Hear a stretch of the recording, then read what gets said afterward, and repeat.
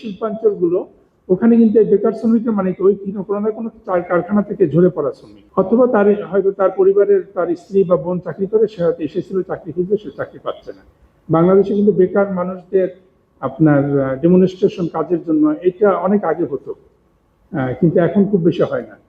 বেকার বেশি তবুও হয় না মানুষ কোনো টিকে থাকে। এখন তার যৌথ পরিবার নাই, বেকার বেশি দিন থাকতে পারে না, তাকে টিকতেই হয়। সে মাস্টার ডিগ্রি পাস করে মোটরসাইকেলের রাইড শেয়ার করে, তারপরে তাকে টিকতে হয়।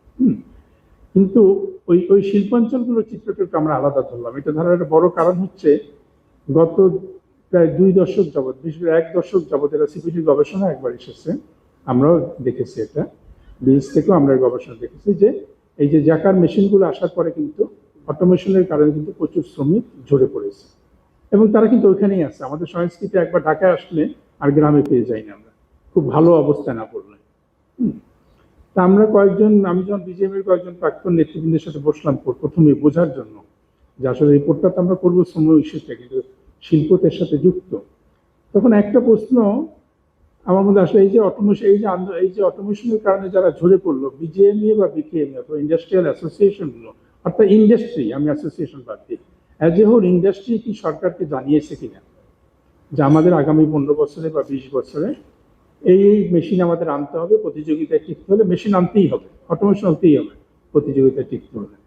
তাহলে এবং এতগুলো লোককে রিটেইনিং করলে আমরা রিটেইন করতে পারবো।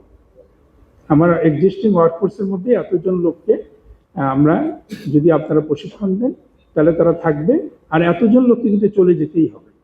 তাদের জন্য আপনারা বিকল্প ট্রেনিং কি দিবেন সেটা ব্যবস্থা করেন, অথবা তাদের জন্য এমন ট্রেনিং দিতে পারেন যে আমি আর একটা ফ্যাক্টরি, এই ইন্ডাস্ট্রি ওই তাদের জন্য একটা ফ্যাক্টরি করতে পারে। আমি জানি না, তারা বললো না এরকম কোনো ইনবিল্ড সিস্টেম নেই। কিন্তু আমি চাকরির কাজের সূত্রে দক্ষিণ এশিয়া, আইএলও দক্ষিণ এশিয়া দেখছিলাম অনেকদিন ভারতে। আমি দেখেছি সেখানে 20 বছরের একটা ফেস আউট প্ল্যান করেছে তারা। ওখানে একটা স্কিল ডেভেলপমেন্ট মিনিস্ট্রি আছে, যে কোনটা কোনটা বাদ হয়ে যাচ্ছে এবং কোন আপনার প্রশিক্ষণ আসতেছে। ইউরোপিয়ান ইউনিয়নের সাথেও তাদের একটা, আমাদের সাথে হচ্ছে এখন ইদানে কথাবার্তা হয়ে চূড়ান্ত হয়ে গেছে মনে হয়, অনেক আগে থেকে তারা করতেছে। ইউরোপে কি ধরনের স্কিল আসতেছে, যার মধ্যে কেয়ার ওয়ার্কার একটা, তার জন্য প্রস্তুত করা। এই প্রস্তুতিটা কিন্তু এই যে ইন্ডাস্ট্রি, একাডেমিক ইনস্টিটিউশন, বিশেষ করে পলিটেকনিক ইনস্টিটিউশন যেগুলো আমাদের স্কিল ডেভেলপমেন্ট ইনস্টিটিউশন বা আমাদের ছোট ছোট স্কিল ডেভেলপমেন্ট ইনস্টিটিউশনগুলো এবং আমাদের স্কিল ডেভেলপমেন্ট অথরিটি, এদের কিন্তু সব সার্বক্ষণিক একটা আপনার যোগাযোগের ব্যাপারে করা দরকার, নইলে কিন্তু এটা আমাদের খুব বেশি আমরা এগোতে পারবো বলে আমরা মনে করি না। আমরা চেষ্টা করতেছি এটা যাতে আমাদের রিপোর্টও আনতে পারি আমরা, কিন্তু রিপোর্টটা আসলে যদি কাজে না লাগে এটা তো একটা জাস্ট বাইন্ডিং বই হবে সিলেবাস, তাই না? এটা এগিয়ে নিতে হবে। এই কারণে আমি বলবো যে আমরা এমন একটা প্ল্যান করা যাতে আমাদের স্থানীয় যে দক্ষতা, সেই দক্ষতার উন্নয়ন করে একটা ভালো চাকরিতে দেওয়া যায়। এখানে এসেছে যে মানুষ, শ্রমিকরা বলেছেন যারা তরুণ তরুণীরা, যে তাদের জব স্যাটিসফ্যাকশন অনেক ভালো, 93% মনে আমরা দেখেছি। এটা একটা খুব ভালো দিক যে এমপ্লয়াররা কেয়ার করেন। এটা কিন্তু একটা সংকটও আছে যে খুব ছোট জবে সন্তুষ্ট হয়ে যাওয়া। কিন্তু আমি তো গ্রামে আছি, কোনোভাবে চলতেছি, 1000 টাকা পাচ্ছি বা 2000 টাকা পাচ্ছি।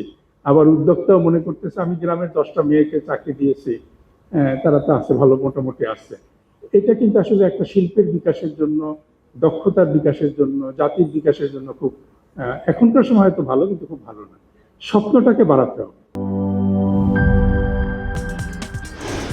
কি boss, vital match, tough opponent, tension? Come on bro, অপোনেন্টকে নিয়ে ভাবার সময় আছে। আসল অলরাউন্ডারের কাজই তো হলো যে কোনো টাফ সিচুয়েশনে টিমকে অলরাউন্ড প্রোটেকশন দেওয়া। জাস্ট লাইক মাই টাইলক্স, যার অ্যান্টিব্যাকটেরিয়াল এজেন্ট টয়লেটের কোনায় কোনায় পৌঁছে 99% জীবাণু ধ্বংস করে, টয়লেটের কঠিন দাগ ও দুর্গন্ধ দূর করে টয়লেটকে রাখে ক্লিন আর সুবাসিত। টাইলক্স টয়লেট ক্লিনার, ক্লিন মানেই টাইলক্স।